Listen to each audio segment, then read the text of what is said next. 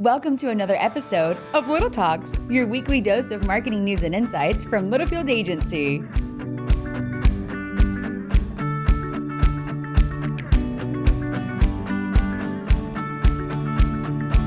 Welcome back to another edition of Little Talks Littlefield Agency. I'm Sam Littlefield. With me is Roop. There he is, finger baby. guns. I like don't know why. that. Hey, I'm all for the finger point. I haven't even had guns. Celsius yet today. What? Oh, there's no Celsius in your No, coffee? it's straight black coffee. What number of cup is that today? 2. And I read that's pretty good. an article about your longevity and your heart health and all this jazz. The coffee's good for you. Black. You have no more than 2 cups. I like cream. In the morning, and then you go water the rest of the day. Oh, that's nice. That's my goal. What about Celsius? That was not on the list That's of healthy on the list. things. That's okay. That's okay. It is our second episode of the year. It's so funny. You know, January is such a weird month. Mm-hmm. I feel like January's felt like 5 weeks. We're only 2 weeks in. This is our second full week of work. But I don't know. It seems much longer than that. Hell, I mean, it is the 15th tomorrow, so we're halfway through. Yeah, but it still feels like some people are in office, some people aren't. I don't know why. I know. Maybe it's just we're that busy right now. Well, and I was going to say, we had, so yesterday we had a Ditch Witch shoot, so we had a couple people out. Mm-hmm. Today, Chelsea, Rocco, Brock, and Courtney are heading to Austin for a big presentation with Velocity Credit Union. They're a great client of ours. We've got Friday, Kevin Smith from Ditch Witch. He is the president of the very important organization, is coming here into the studio. Yeah. And will be podcasting on behalf of Ditch Witch. That's amazing. You won't see him on this podcast. You will see him on season 2 of Beyond the Moon. Season 2, Beyond the Moon. That episode will be released in a couple of months. Probably February. Kevin's February. Okay, nice. Kevin's next month. Geez, Kevin's awesome. He's just he's very authentic. He's just very likable. I really like Kevin, so I'm glad to have him here at the agency on Friday. And then you and Claude and Brandon. Yeah, we're tomorrow, and I think Joy. Tomorrow we're going to shoot some lo-fi content for Ditch Witch. Yeah, Ditch Witch of Oklahoma. At Ditch Witch of Oklahoma. Yeah, that's cool. We're doing some how-to videos. Yes. Oh, nice, dude. That's great. Yeah. Very applicable in today's world. So as we bring this up, we're super busy in a very good way. But I think that's probably why this month is just, I don't know, I've never been a fan of January. I've always liked February better. It's a lame month. It's a lame month. February's not great. The Christmas spirit's gone. Well, you got Valentine's Day. It's a shorter month, and then spring is coming in March. I can tolerate like the cold and the kind of dreariness if I'm heading into Christmas. Yeah. But once you get past New Year's, what are you looking forward to? Now, we did have a snow day on Friday. That was kind of nice. Yeah. It only happens in January, too. So. Right. We got 5 inches of snow. Claude, do you do anything fun on your snow day? I mean, we were still working. We just worked from home for the most part. Brandon was up here, though. I mean, I made a snowman. Well, that's good. Yeah. So, that's great. yeah. Matthews built a snowman. He loved it. Was that his first really real snow day, Matthews? Technically, as a Where he can kid that remember it, really maybe. remembers it. And I mean, he was outside for like 2 hours in the front yard by himself, just playing with snow. It was awesome. Like we were out there too for an hour, and then it got cold. And we're like, hey, buddy, Matt Popsicle. Matt Popsicle. Yeah. He's having a great time. Hey, okay, so this is our official first topic of the new year, Claude. The rise of podcasting for B2B brands. Very excited to talk about this one. Obviously, we love podcasting. So, Roop, let's kick this off. I'll let you start it, my friend. Yeah, so we have covered this topic at least once on this podcast before, but here's the thing. More in the terms of content. Yeah, and we've had some new listeners and new people follow the podcast. Statistically, some of them won't go back and start at the beginning, nor should you on this one, I think. But I bebop around with podcasts. Yeah, you bebop, you find your topic. Yeah. So we thought we'd go ahead and refresh it a little bit. We have some new stats. You came back from Magnet in Miami and had some numbers there you were kind of excited about. I do. And we just thought we'd do a kind of refresher on podcasting for B2B brands. And a theory I have going into 2025 regarding content. Oh, wow. Here. A theory? Yeah, I don't want to call it a fact because it hasn't happened yet, but it's a very strong theory. I like your confidence. All right. Yeah. Let's lay out some stats. Okay, so some fun fact. We're going to start with some fun stats. We like stats. I like stats. I've got a couple too. It's wild we don't have Chris on the podcast, Mr. Statmaster. Well, I think we're going to get Chris on the podcast next month. That's our goal. Last year was Jay Schwedelson. This year's a guy that works here. It's literally right Should there. be easier, but whatever. Okay, so here's some fun stats. Over 40% of internet users in the United States listen to podcasts every month. At least one podcast. And I kind of remember the stat. I think most people listen to 3 to 4 is kind of the wheelhouse. It's bad. You know what? I'd listen to 4 or 5. Yeah, that's about right. Well, and here's the thing. On that note, I had an awesome person in this morning. Her name's Adrienne. She's a realtor here in Tulsa. And we're talking. She was like, oh, yeah, hey, I was listening to this podcast. And then I was very intrigued. And she told me the name of the podcast. And she told me the episode. And it's like, I wasn't doing that 3 years ago. Yeah. It's more like, hey, I was reading this book. Hey, I was watching this Netflix show. It's like, no, hey, I'm listening to this podcast. Like, it was very casual, and I was like, I haven't heard of that podcast. I will go and listen to it. Yeah. Continue, my friend. I will. Thank you. Just 2 cups of coffee. Next line item here in our script. Over 25% of B2B marketers now include branded podcasts in their content strategy. So a quarter of B2B marketers. And the reason being, that number seems high to me. I'm actually very impressed that it's 25% of all B2B marketers. I want to say it was 20% last time we did this. So Okay. it's gone up a little bit. It has gone up a little bit. And the main thing there is the medium's effectiveness in targeting niche or niche. Did we decide? I like niche. Niche. Yeah, niche just kind of sounds rough. Niche sounds like quiche to me, and I always feel like Quiche? Yeah, Like the breakfast food? Yeah, that's what it makes me think of. That is so I'm just random. hungry. So I'm random, just dude. hungry. But yeah, you can hit those audiences with a podcast where you're reaching Yes. one-to-one. So like sometimes I think brands may think, or we talk to folks who are like, well, I want everyone to listen to my podcast. You don't need everyone to listen to your podcast, just like you don't need everyone to see your ad. No. You target ads Bingo. so you get the most effective bang for your buck out of those things. And that's kind of what you're doing with a podcast. You're creating it for an existing audience you have that you want to reach in a new way. Well, and what I love about like what we've done with Beyond the Moon, and they're already in season 2, as we've alluded to many times. It's very educational, but it's also very entertaining. Mm-hmm. Like, and people come to podcasts to learn. I've got the couple stats that I have. You have 100 million Americans listening regularly to podcasts. That's a lot of people. That's a lot of people. Okay, these Americans, right? These are consumers, but they're also buying your B2B product as well. 135 million. That's 35 million more. Are monthly listeners. So, hey, they might listen to a podcast 1 month. They're not active, regular listeners. But, I mean, 135 minutes, that's a lot of people. It is a lot. And It's a hell of a lot more than the last couple of years.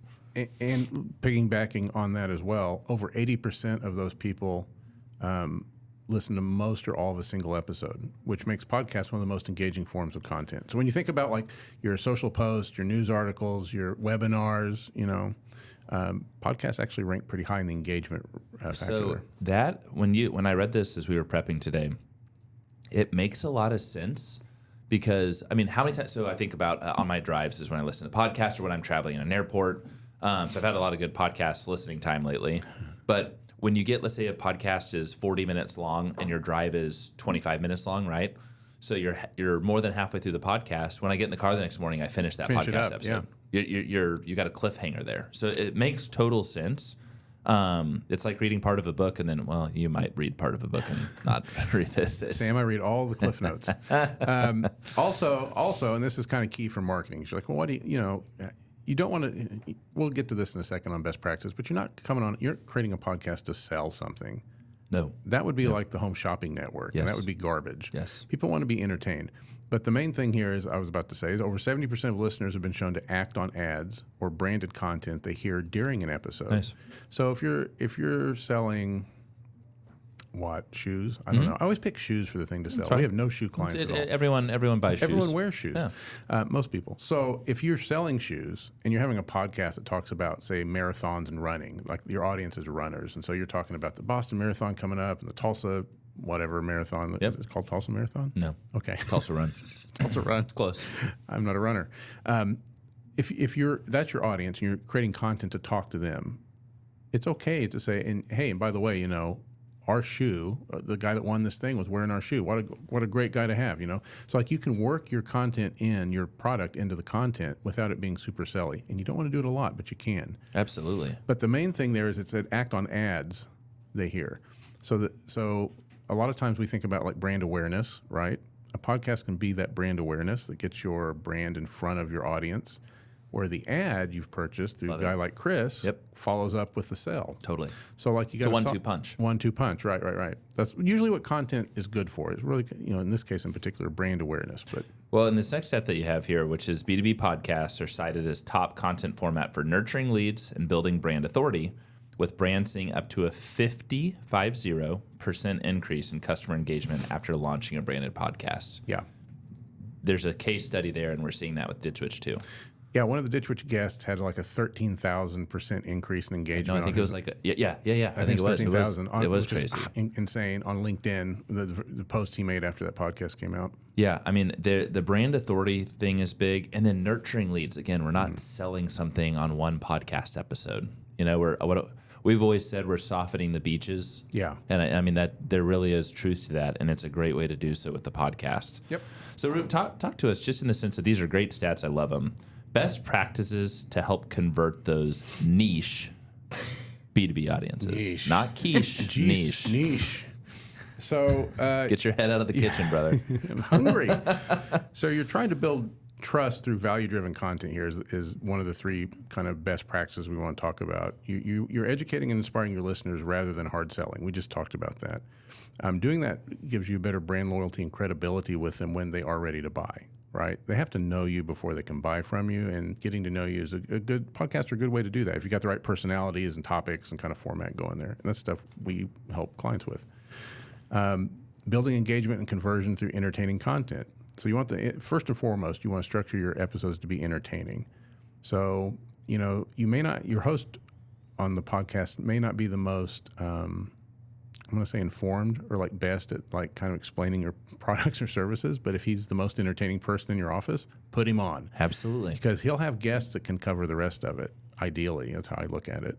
But you want entertainment to be like, you want someone to be Someone's engaging. Yes, and a charisma to them. Yeah. I wonder why we're on the podcast. I don't know. I do not know. I know Chelsea got cut. Well, hey, I want to go back to both these points. So, building trust. Okay, Sam. Okay, Roop, got it. Yeah, that makes sense. So the relationship building, and it's something that you and I have seen through some. 100%. We've had prospective clients that are now current clients, and they literally got to know us through the podcast. Yeah.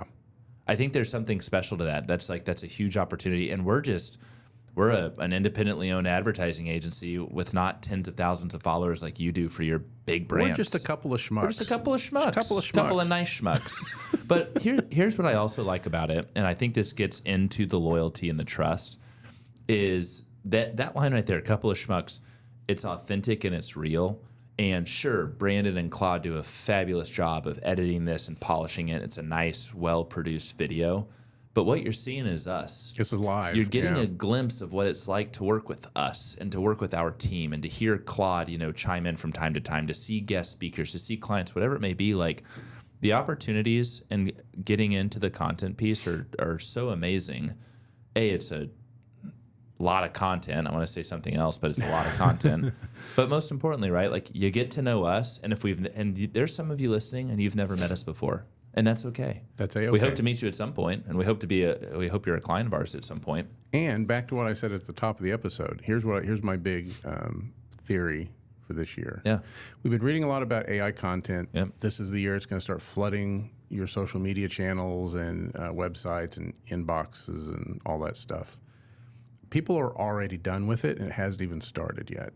The concept of AI being not relatable or human or having a kind of humanity or soul to it is true. It's not there. I'm kind of skeptical that it will ever get there, because I think that AI is a good tool for other things. Yeah. Not full-blown, polished, push-it-out content. Podcast, when you do them live with a couple of humans, which I think we are. I can verify that. You can verify that. Yes. This is authentic, and I think authentic content is the antidote to AI content, and that's what people are going to be craving in the future, and that'll be what makes you stand apart from folks that are kind of doing a lazy, sloppy version of just cranking out some AI stuff. Yes. And that's going to be there's going to be a real hunger for that from all audiences in the coming years. Absolutely. So, let me give you a specific example in that realm. Sean Hubbard is the host of Beyond the Moon, and he was approached on a golf course in Stillwater, Oklahoma, by someone he had never met before. And this guy came up to Sean and was like, I love listening to the podcast, and basically, like, I'm a fan. Yeah. That's amazing. And Sean did not know this guy. He doesn't know if he works for Ditch Witch. He doesn't know if he's a customer. He has no idea. Yeah. But, like, that right there, like, Sean has formed, quote unquote, a relationship with this random stranger who probably views Sean as a celebrity, which is just awesome. So, like, I think about that. I mean, it really is even if they never do meet you, they might meet you at a trade show. That might be an awesome awesome opportunity for you to have with that customer.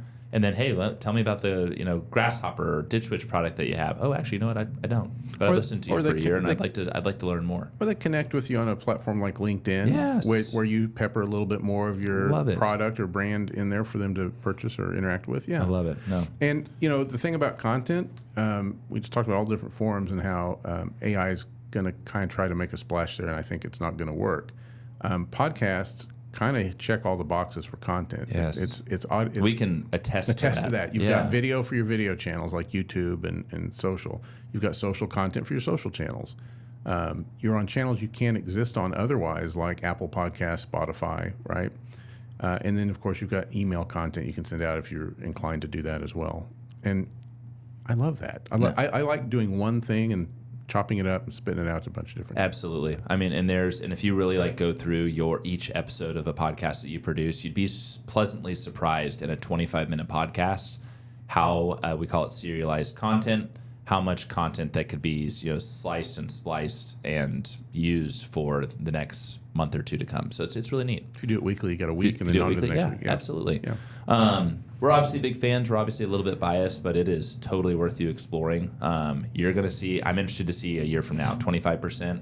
Is that 30%? Is that 35%? We are seeing more brands, B2B brands in particular, that have launched a podcast. We know financial institutions that are launching podcasts. It is a great time and a very cost-effective way to better engage with your audiences, and that is what we're here to do. Yeah. I love it, Roop. This is great, buddy. I appreciate the wherewithal and just getting all these stats together. And you inspired this one when you came back from Miami, and you're like, "Oh, I got new podcast stats." And I was like, it is. It's great, man. Yeah. And I love talking about it. So, do a podcast. Think about it. Talk to us if you need some help. And may your year be filled with lots of podcasts. Yeah.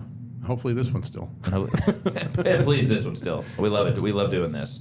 Okay, we will see you next week. It's a busy week for us. It'll fly. We'll see you in the third week of January, and we appreciate you always to our valued listeners. Thank you so much. Stay warm out there. Stay warm. Yeah. We'll see you soon. Okay. Adios. And that's a wrap. We hope you've enjoyed our little chat and found ways to grow your own marketing strategies. Remember to subscribe wherever you listen to podcasts and follow us on social media @Littlefield Agency.